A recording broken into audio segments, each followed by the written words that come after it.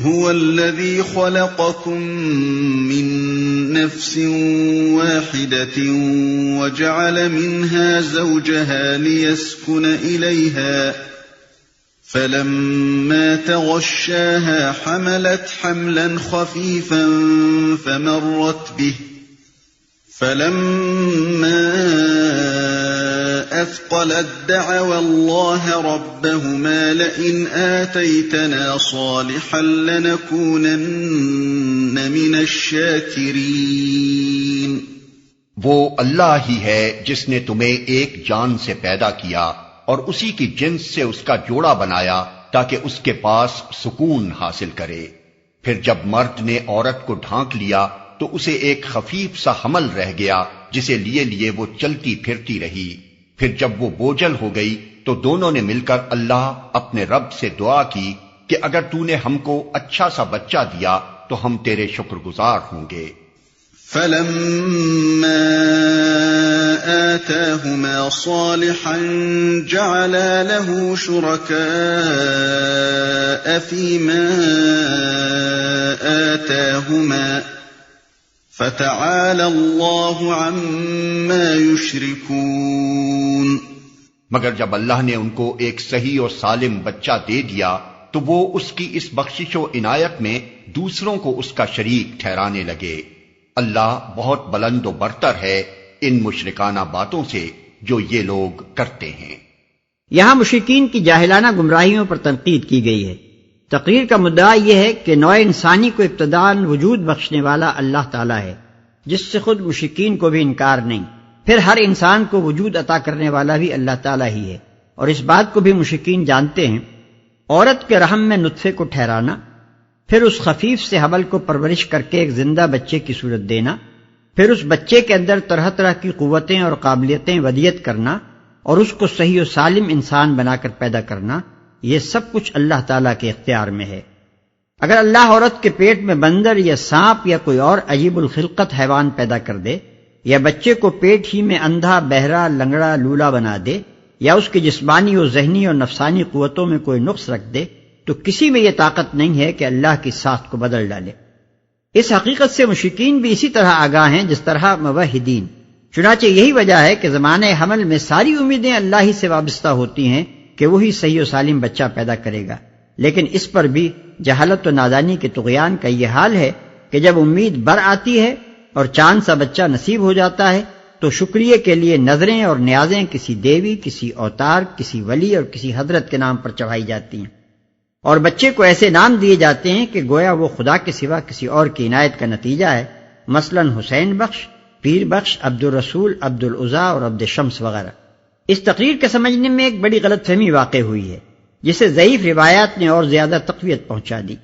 چونکہ آغاز میں نوع انسانی کی پیدائش ایک جان سے ہونے کا ذکر آیا ہے، جس سے مراد حضرت آدم علیہ السلام ہے، اور پھر فوراً ہی ایک مرد و عورت کا ذکر شروع ہو گیا ہے جنہوں نے پہلے تو اللہ سے صحیح و سالم بچے کی پیدائش کے لیے دعا کی، اور جب بچہ پیدا ہو گیا تو اللہ کی بخشش میں دوسروں کو شریک ٹھہرا لیا۔ اس لیے لوگوں نے یہ سمجھا کہ یہ شرک کرنے والے میاں بیوی ضرور حضرت آدم و حوا علیہ السلام ہی ہوں گے۔ اس غلط فہمی پر روایات کا ایک خول چڑھ گیا اور ایک پورا قصہ تصنیف کر دیا گیا کہ حضرت حوا کے بچے پیدا ہو کر مر جاتے۔ آخر کار ایک بچے کی پیدائش کے موقع پر شیطان نے ان کو بہکا کر اس بات پر آمادہ کر دیا کہ اس کا نام عبد الحارث یعنی بندہ شیطان رکھ دیں۔ غضب یہ ہے کہ ان روایات میں سے بعض کی سند نبی صلی اللہ علیہ وسلم تک بھی پہنچا دی گئی ہے، لیکن در حقیقت یہ تمام روایات غلط ہیں اور قرآن کی عبارت بھی ان کی تائید نہیں کرتی۔ قرآن جو کچھ کہہ رہا ہے وہ صرف یہ ہے کہ نوع انسانی کا پہلا جوڑا جس سے آفرینش کی ابتدا ہوئی اس کا خالق بھی اللہ ہی تھا، کوئی دوسرا اس کار تخلیق میں شریک نہ تھا، اور پھر ہر مرد و عورت کے ملاپ سے جو اولاد پیدا ہوتی ہے اس کا خالق بھی اللہ ہی ہے، جس کا اقرار تم سب لوگوں کے دلوں میں موجود ہے۔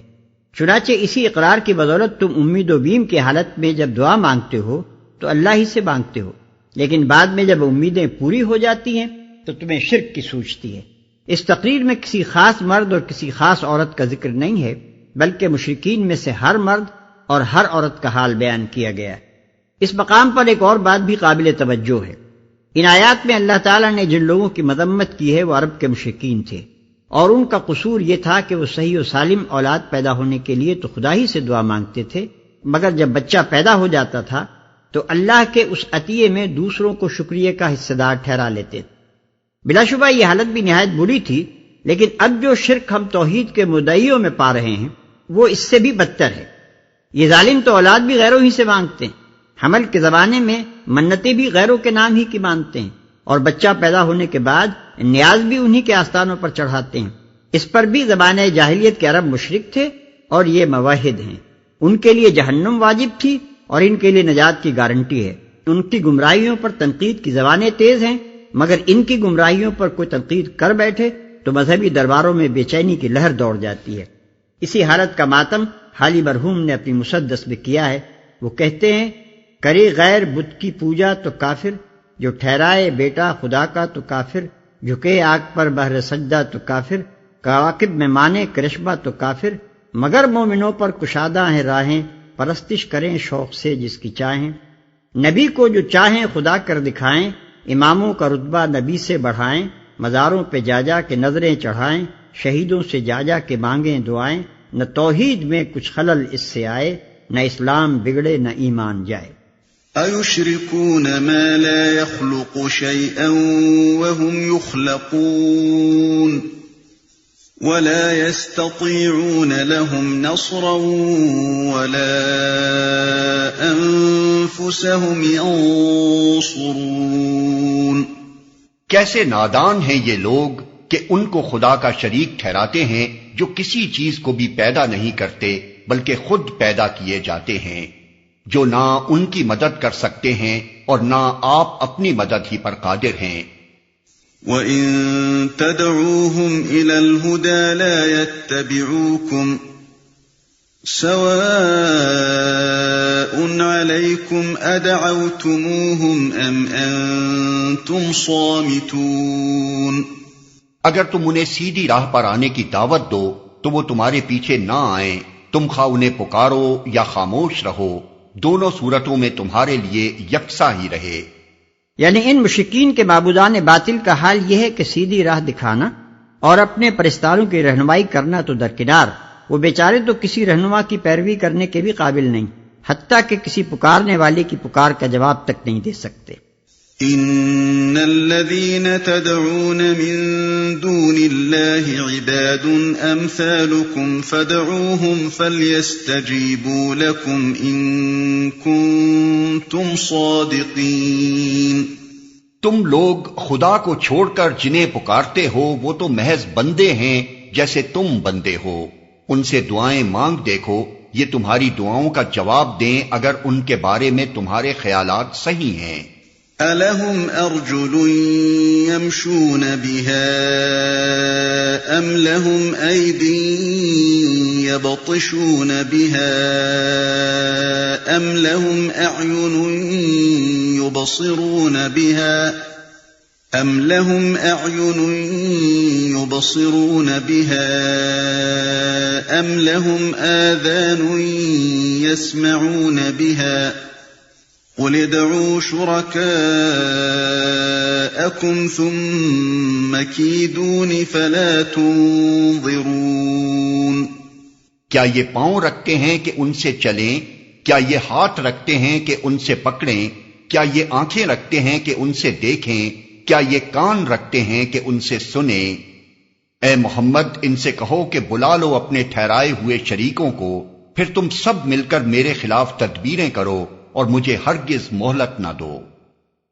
کیا یہ کان رکھتے ہیں کہ ان سے سنیں؟ یہاں ایک بات صاف طور پر سمجھ لینی چاہیے، مشرکانہ مذاہب میں تین چیزیں الگ الگ پائی جاتی ہیں۔ ایک تو وہ اصنام، تصاویر یا علامات جو مرجع پرستش یعنی آبجیکٹس آف ورشپ ہوتی ہیں۔ دوسرے وہ اشخاص یا ارواح یا معنی جو دراصل معبود قرار دیے جاتے ہیں اور جن کی نمائندگی اصنام اور تصاویر وغیرہ کی شکل میں کی جاتی ہے۔ تیسرے وہ اعتقادات جو ان مشرکانہ عبادات و اعمال کی تہ میں کار فرما ہوتے ہیں۔ قرآن مختلف طریقوں سے ان تینوں چیزوں پر ضرب لگاتا ہے۔ اس مقام پر اس کی تنقید کا رخ پہلی چیز کی طرف ہے، یعنی وہ بت محل اعتراض ہیں جن کے سامنے مشرکین اپنے مراسم عبادت ادا کرتے اور اپنی عرضیاں اور نیازیں پیش کرتے تھے۔ إن ولي الله الذي نزل الكتاب وهو يتولى الصالحين. میرا حامی و ناصر وہ خدا ہے جس نے یہ کتاب نازل کی ہے اور وہ نیک آدمیوں کی حمایت کرتا ہے. یہ جواب ہے مشرکین کی ان دھمکیوں کا جو وہ نبی صلی اللہ علیہ وسلم کو دیتے تھے. وہ کہتے تھے کہ اگر تم ہمارے ان معبودوں کی مخالفت کرنے سے باز نہ آئے اور ان کی طرف سے لوگوں کے عقیدے اسی طرح خراب کرتے رہے تو تم پر ان کا غضب ٹوٹ پڑے گا اور وہ تمہیں الٹ کر رکھ دیں گے. والذین تدعون من دونه لا يستطيعون نصركم ولا أنفسهم ينصرون وإن تدعوهم إلى الهدى لا يسمعوا وتراهم ينظرون إليك وهم لا يبصرون. بخلاف اس کے تم جنہیں خدا کو چھوڑ کر پکارتے ہو وہ نہ تمہاری مدد کر سکتے ہیں اور نہ خود اپنی مدد ہی کرنے کے قابل ہیں، بلکہ اگر تم انہیں سیدھی راہ پر آنے کے لیے کہو تو وہ تمہاری بات سن بھی نہیں سکتے. بظاہر تم کو ایسا نظر آتا ہے کہ وہ تمہاری طرف دیکھ رہے ہیں مگر فی الواقع وہ کچھ بھی نہیں دیکھتے. خذ العفو وأمر بالعرف وأعرض عن الجاهلين. اے نبی نرمی اور درگزر کا طریقہ اختیار کرو، معروف کی تلقین کیے جاؤ اور جاہلوں سے نہ الجھو. وَإِمَّا يَنزَغَنَّكَ مِنَ الشَّيْطَانِ نَزْغٌ فَاسْتَعِذْ بِاللَّهِ إِنَّهُ سَمِيعٌ عَلِيمٌ. اگر کبھی شیطان تمہیں اکسائے تو اللہ کی پناہ مانگو، وہ سب کچھ سننے اور جاننے والا ہے. ان الذين اتقوا اذا مسهم طائف من الشيطان تذكروا فاذا هم مبصرون. حقیقت میں جو لوگ متقی ہیں ان کا حال تو یہ ہوتا ہے کہ کبھی شیطان کے اثر سے کوئی برا خیال اگر انہیں چھو بھی جاتا ہے تو وہ فوراً چوکنے ہو جاتے ہیں اور پھر انہیں صاف نظر آنے لگتا ہے کہ ان کے لیے صحیح طریقہ کار کیا ہے. وَإِخْوَانُهُمْ يَمُدُّونَهُمْ فِي الْغَيِّ ثُمَّ لَا يُقْصِرُونَ. رہے ان کے یعنی شیاطین کے بھائی بند تو وہ انہیں ان کی کجروی میں کھینچے لیے چلے جاتے ہیں اور انہیں بھٹکانے میں کوئی کسر اٹھا نہیں رکھتے. ان آیات میں نبی صلی اللہ علیہ وسلم کو دعوت و تبلیغ اور ہدایت و اصلاح کی حکمت کے چند اہم نکات بتائے گئے ہیں، اور مقصود صرف حضور صلی اللہ علیہ وسلم ہی کو تعلیم دینا نہیں ہے بلکہ حضور کے ذریعے سے ان سب لوگوں کو یہی حکمت سکھانا ہے جو حضور صلی اللہ علیہ وسلم کے قائم مقام بن کر دنیا کو سیدھی راہ دکھانے کے لیے اٹھیں. ان نکات کو سلسلہ وار دیکھنا چاہیے. 1. داعی حق کے لیے جو صفات سب سے زیادہ ضروری ہیں ان میں سے ایک یہ ہے کہ اسے نرم خو، متحمل اور عالی ظرف ہونا چاہیے. اس کو اپنے ساتھیوں کے لیے شفیق، عامت الناس کے لیے رحیم اور اپنے مخالفوں کے لیے حلیم ہونا چاہیے. اس کو اپنے رفقا کی کمزوریوں کو بھی برداشت کرنا چاہیے اور اپنے مخالفین کی سختیوں کو بھی. اسے شدید سے شدید اشتعال انگیز مواقع پر بھی اپنے مزاج کو ٹھنڈا رکھنا چاہیے. نہایت ناگوار باتوں کو بھی عالی ظرفی کے ساتھ ٹال دینا چاہیے. مخالفوں کی طرف سے کیسی ہی سخت کلامی، بہتان تراشی، ایذا رسانی اور شریرانہ مزاحمت کا اظہار ہو اس کو درگزر ہی سے کام لینا چاہیے. سخت گیری، درست خوئی، تلخ گفتاری اور منتقمانہ اشتعال طبع اس کام کے لیے زہر کا حکم رکھتا ہے اور اس سے کام بگڑتا ہے، بنتا نہیں ہے. اسی چیز کو نبی صلی اللہ علیہ وسلم نے یوں بیان فرمایا ہے کہ میرے رب نے مجھے حکم دیا ہے کہ غضب اور رضا دونوں حالتوں میں انصاف کی بات کہوں. جو مجھ سے کٹے میں اس سے جڑوں، جو مجھے میرے حق سے محروم کرے میں اسے اس کا حق دوں، جو میرے ساتھ ظلم کرے میں اس کو معاف کر دوں. اور اسی چیز کی ہدایت آپ ان لوگوں کو کرتے تھے جنہیں آپ دین کے کام پر اپنی طرف سے بھیجتے تھے کہ یعنی جہاں تم جاؤ وہاں تمہاری آمد لوگوں کے لیے مژدہ جاں فضا ہو نہ کہ باعث نفرت، اور لوگوں کے لیے تم سہولت کے موجب بنو نہ کہ تنگی و سختی کے. اور اسی چیز کی تعریف اللہ تعالی نے نبی صلی اللہ علیہ وسلم کے حق میں یوں بیان فرمائی ہے کہ فَبِمَا رَحْمَةٍ مِّنَ اللَّهِ لِنْتَ لَهُمْ وَلَوْ كُنْتَ فَظًّا غَلِيظَ الْقَلْبِ لَانفَضُّوا مِنْ حَوْلِكَ، یعنی یہ کہ اللہ کی رحمت ہے تم ان لوگوں کے لیے نرم ہو، ورنہ اگر تم درست خو اور سنگ دل ہوتے تو یہ سب لوگ تمہارے گرد و پیش سے چھٹ جاتے۔ آل عمران آیت 159۔ 2، دعوت حق کی کامیابی کا گر یہ ہے کہ آدمی فلسفہ ترازی اور دقیقہ سنجی کے بجائے لوگوں کو معروف یعنی ان سیدھی اور صاف بھلائیوں کی تلقین کرے جنہیں بالعموم سارے ہی انسان بھلا جانتے ہیں، یا جن کی بھلائی کو سمجھنے کے لیے وہ عقل عام یعنی کامن سینس کافی ہوتی ہے جو ہر انسان کو حاصل ہے۔ اس طرح داعی حق کا اپیل عوام و خواص سب کو متاثر کرتا ہے اور ہر سامع کے کان سے دل تک پہنچنے کی راہ نکال لیتا ہے۔ ایسی معروف دعوت کے خلاف جو لوگ شورش برپا کرتے ہیں وہ خود اپنی ناکامی اور اس دعوت کی کامیابی کا سامان فراہم کرتے ہیں، کیونکہ عام انسان خواہ وہ کتنے ہی تعصبات میں مبتلا ہوں، جب یہ دیکھتے ہیں کہ ایک طرف ایک شریف النفس اور بلند اخلاق انسان ہے جو سیدھی سیدھی بھلائیوں کی دعوت دے رہا ہے، اور دوسری طرف بہت سے لوگ اس کی مخالفت میں ہر قسم کی اخلاق و انسانیت سے گری ہوئی تدبیریں استعمال کر رہے ہیں، تو رفتہ رفتہ ان کے دل خود بخود مخالفین حق سے پھرتے اور داعی حق کی طرف متوجہ ہوتے چلے جاتے ہیں، یہاں تک کہ آخر کار میدان مقابلہ میں صرف وہ لوگ رہ جاتے ہیں جن کے ذاتی مفاد نظام باطل کے قیام ہی سے وابستہ ہوں،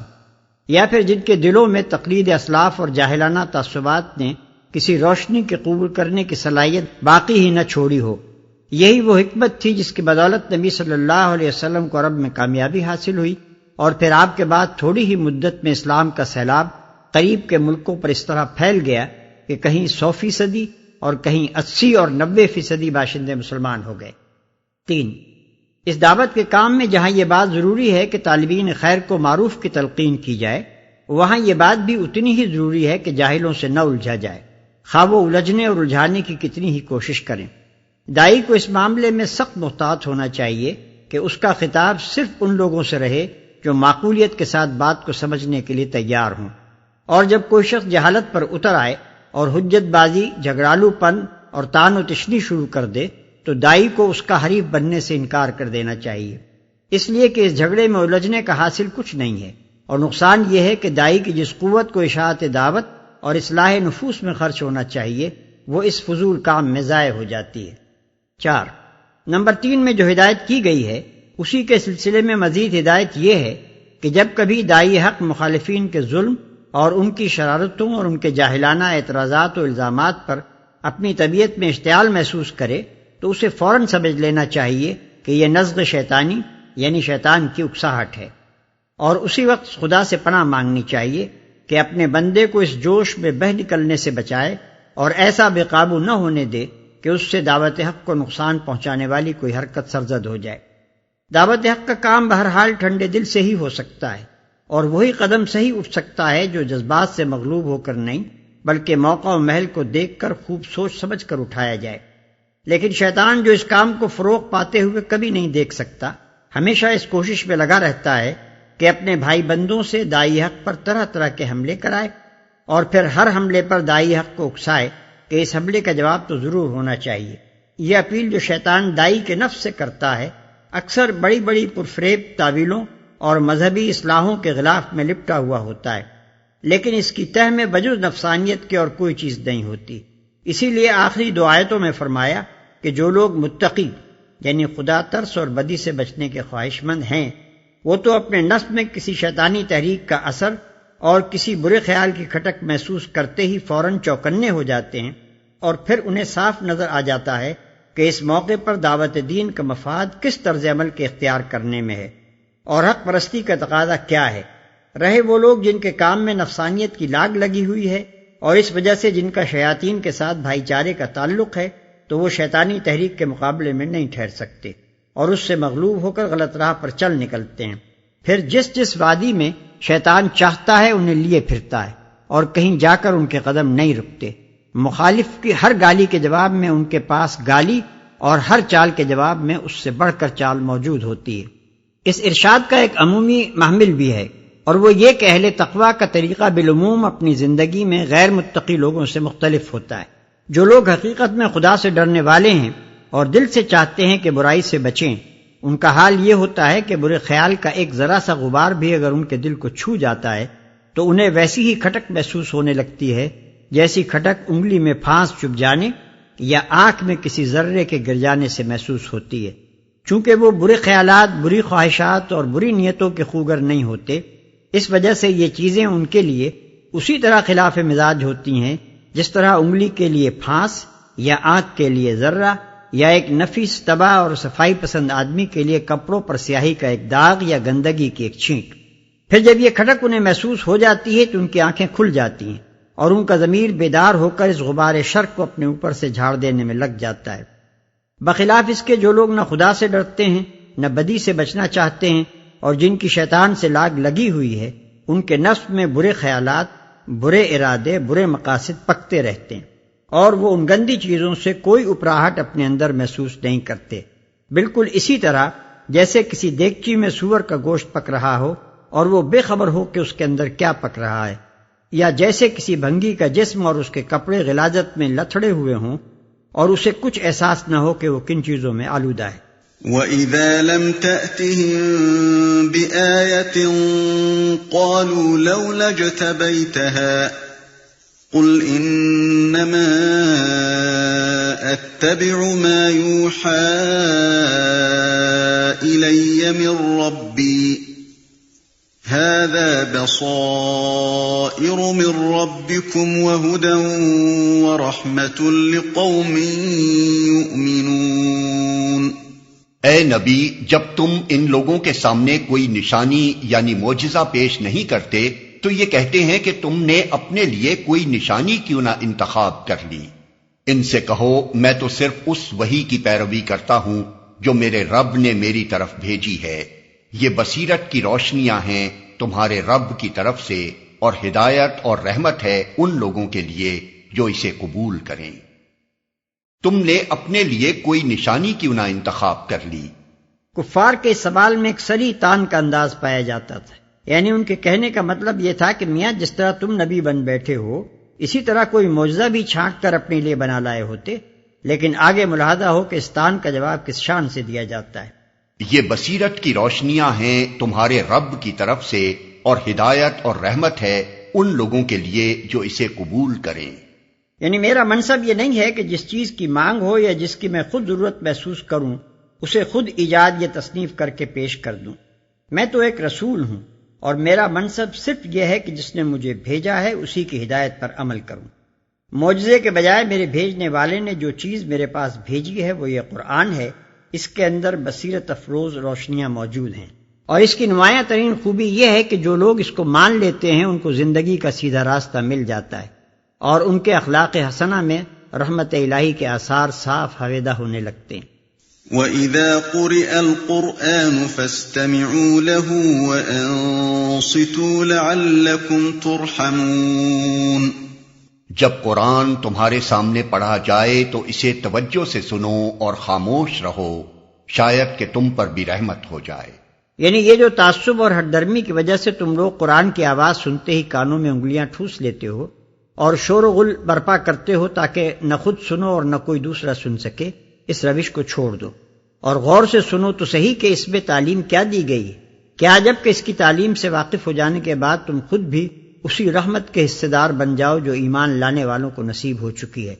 مخالفین کی طعن آمیز بات کے جواب میں یہ ایسا لطیف و شیریں اور ایسا دلوں کو مسخر کرنے والا انداز تبلیغ ہے کہ اس کی خوبی کسی طرح بیان کی متحمل نہیں ہو سکتی۔ جو شخص حکمت تبلیغ سیکھنا چاہتا ہو وہ اگر غور کرے تو اس جواب میں بڑے سبق پا سکتا ہے۔ اس آیت کا اصل مقصود تو وہی ہے جو ہم نے اوپر بیان کیا ہے، لیکن ضمناً اس سے یہ حکم بھی نکلتا ہے کہ جب خدا کا کلام پڑھا جا رہا ہو تو لوگوں کو ادب سے خاموش ہو جانا چاہیے اور توجہ کے ساتھ اسے سننا چاہیے۔ اسی سے یہ بات بھی مستنبط ہوتی ہے کہ امام جب نماز میں قرآن کی تلاوت کر رہا ہو تو مقتدیوں کو خاموشی کے ساتھ اس کی سماعت کرنی چاہیے۔ لیکن اس مسئلے میں ائمہ کے درمیان اختلاف واقع ہو گیا ہے۔ امام ابو حنیفہ رحمۃ اللہ علیہ اور ان کے اصحاب کا مسلک یہ ہے کہ امام کی قرأت خواہ جہری ہو یا سری مقتدیوں کو خاموش ہی رہنا چاہیے۔ امام مالک رحمۃ اللہ علیہ اور امام احمد رحمۃ اللہ علیہ کی رائے یہ ہے کہ صرف جہری قرأت کی صورت میں مقتدیوں کو خاموش رہنا چاہیے، لیکن امام شافعی اس طرف گئے ہیں کہ جہری اور سری دونوں صورتوں میں مقتدی کو قرأت کرنی چاہیے، کیونکہ بعض احادیث کی بنا پر وہ سمجھتے ہیں کہ جو شخص نماز میں سورہ فاتحہ نہ پڑھے اس کی نماز نہیں ہوتی۔ وَاذْكُرْ رَبَّكَ فِي نَفْسِكَ تَضَرُّعًا وَخِيفَةً وَدُونَ الْجَهْرِ مِنَ الْقَوْلِ بِالْغُدُوِّ وَالْآصَالِ وَلَا تَكُن مِّنَ الْغَافِلِينَ۔ اے نبی، اپنے رب کو صبح و شام یاد کیا کرو، دل ہی دل میں زاری اور خوف کے ساتھ، اور زبان سے بھی ہلکی آواز کے ساتھ۔ تم ان لوگوں میں سے نہ ہو جاؤ جو غفلت میں پڑے ہوئے ہیں۔ یاد کرنے سے مراد نماز بھی ہے اور دوسری قسم کی یاد بھی، خواہ وہ زبان سے ہو یا خیال سے۔ صبح و شام سے مراد یہی دونوں وقت بھی ہیں، اور ان اوقات میں اللہ کی یاد سے مقصود نماز ہے۔ اور صبح و شام کا لفظ دائماً کے معنی میں بھی استعمال ہوتا ہے، اور اس سے مقصود ہمیشہ خدا کی یاد میں مشغول رہنا ہے۔ یہ آخری نصیحت ہے جو خطبے کو ختم کرتے ہوئے ارشاد فرمائی گئی ہے، اور اس کی غرض یہ بیان کی گئی ہے کہ تمہارا حال کہیں غافلوں کا سا نہ ہو جائے۔ دنیا میں جو کچھ گمراہی پھیلی ہے اور انسان کے اخلاق و اعمال میں جو فساد بھی رونما ہوا ہے، اس کا سبب صرف یہ ہے کہ انسان اس بات کو بھول جاتا ہے کہ خدا اس کا رب ہے اور وہ خدا کا بندہ ہے، اور دنیا میں اس کو آزمائش کے لیے بھیجا گیا ہے، اور دنیا کی زندگی ختم ہونے کے بعد اسے اپنے رب کو حساب دینا ہوگا۔ پس جو شخص راہ راست پر چلنا اور دنیا کو اس پر چلانا چاہتا ہو، اس کو سخت اہتمام کرنا چاہیے کہ یہ بھول کہیں خود اس کو لاحق نہ ہو جائے۔ اسی لیے نماز اور ذکر الہی اور دائمی توجہ اللہ کی بار بار تاکید کی گئی ہے۔ آیت سجدہ۔ ان الذين عند ربك لا يستكبرون عن عبادته ويسبحونه وله يسجدون۔ جو فرشتے تمہارے رب کے حضور تقرب کا مقام رکھتے ہیں، وہ کبھی اپنی بڑائی کے گھمنڈ میں آ کر اس کی عبادت سے منہ نہیں موڑتے، اور اس کی تسبیح کرتے ہیں اور اس کے آگے جھکے رہتے ہیں۔ اس کی عبادت سے منہ نہیں موڑتے، مطلب یہ ہے کہ بڑائی کا گھمنڈ اور بندگی سے منہ موڑنا شیاطین کا کام، اور اس کا نتیجہ پستی و تنزل۔ بخلاف اس کے خدا کے آگے جھکنا اور بندگی میں ثابت قدم رہنا ملکوتی فعل ہے، اور اس کا نتیجہ ترقی و بلندی اور خدا سے تقرب ہے۔ اگر تم اس ترقی کے خواہش مند ہو تو اپنے طرز عمل کو شیاطین کے بجائے ملائکہ کے طرز عمل کے مطابق بناؤ۔ اور اس کی تسبیح کرتے ہیں۔ تسبیح کرتے ہیں یعنی وہ اللہ تعالیٰ کا بے عیب اور بے نقص اور بے خطا ہونا، ہر قسم کی کمزوریوں سے اس کا منزہ ہونا، اور اس کا لا شریک اور بے مثل اور بے ہمتا ہونا دل سے مانتے ہیں، اس کا اقرار و اعتراف کرتے ہیں، اور دائماً اس کے اظہار و اعلان میں مشغول رہتے ہیں، اور اس کے آگے جھکے رہتے ہیں۔ اس مقام پر حکم ہے کہ جو شخص اس آیت کو پڑھے یا سنے وہ سجدہ کرے، تاکہ اس کا حال ملائکہ مقربین کے حال سے مطابق ہو جائے، اور ساری کائنات کا انتظام چلانے والے کارکن جس خدا کے آگے جھکے ہوئے ہیں، اسی کے آگے وہ بھی ان سب کے ساتھ جھک جائے، اور اپنے عمل سے فوراً یہ ثابت کر دے کہ وہ نہ تو کسی گھمنڈ میں مبتلا ہے اور نہ خدا کی بندگی سے منہ موڑنے والا ہے۔ قرآن مجید میں ایسے 14 مقامات ہیں جہاں آیات سجدہ آئی ہیں۔ ان آیات پر سجدے کا مشروع ہونا تو متفق علیہ ہے، مگر اس کے وجوب میں اختلاف ہے۔ امام ابو حنیفہ رحمۃ اللہ علیہ سجدہ تلاوت کو واجب کہتے ہیں، اور دوسرے علماء نے اس کو سنت قرار دیا ہے۔ نبی صلی اللہ علیہ وسلم بسا اوقات ایک بڑے مجمع میں قرآن پڑھتے، اور اس میں جب آیت سجدہ آتی تو آپ خود بھی سجدے میں گر جاتے تھے، اور جو شخص جہاں ہوتا وہیں سجدہ ریز ہو جاتا تھا، حتیٰ کہ کسی کو سجدہ کرنے کے لیے جگہ نہ ملتی تو وہ اپنے آگے والے شخص کی پیٹھ پر سر رکھ دیتا۔ یہ بھی روایات میں آیا ہے کہ آپ نے فتح مکہ کے موقع پر قرآن پڑھا، اور اس میں جب آیت سجدہ آئی تو جو لوگ زمین پر کھڑے تھے انہوں نے زمین پر سجدہ کیا، اور جو گھوڑوں اور اونٹوں پر سوار تھے وہ اپنی سواریوں پر ہی جھک گئے۔ کبھی آپ نے دوران خطبہ میں آیت سجدہ پڑھی ہے تو ممبر سے اتر کر سجدہ کیا ہے، اور پھر اوپر جا کر خطبہ شروع کر دیا ہے۔ اس سجدے کے لیے جمہور انہی شرائط کے قائل ہیں جو نماز کی شرطیں ہیں، یعنی باوضو ہونا، قبلہ رخ ہونا، اور نماز کی طرح سجدے میں زمین پر سر رکھنا۔ لیکن جتنی احادیث سجود تلاوہ کے باب میں ہم کو ملی ہیں، ان میں کہیں ان شرطوں کے لیے کوئی دلیل موجود نہیں ہے۔ ان سے تو یہی معلوم ہوتا ہے کہ آیت سجدہ سن کر جو شخص جہاں جس حال میں ہو جھک جائے، خواہ باوضو ہو یا نہ ہو، خواہ استقبال قبلہ ممکن ہو یا نہ ہو، خواہ زمین پر سر رکھنے کا موقع ہو یا نہ ہو۔ سلف میں بھی ہم کو ایسی شخصیتیں ملتی ہیں جن کا عمل اس طریقے پر تھا۔